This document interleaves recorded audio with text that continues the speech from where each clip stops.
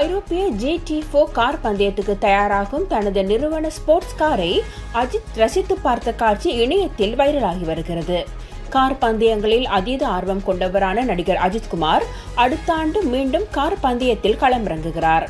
Ajithkumar racing என்ற அணியின் உரிமையாளராகவும் அவரே திகழ்கிறார். தனது அணியின் பந்தய வீரர்கள் யார் என்று அண்மையில் அஜித்குமார் அறிவித்திருந்தார். இந்த நிலையில் தமிழ்நாடு விளையாட்டு மேம்பாட்டு ஆணையத்தின் லோகோவை தனது நிறுவனத்தின் காரிலும் அஜித் பயன்படுத்தியுள்ளார்.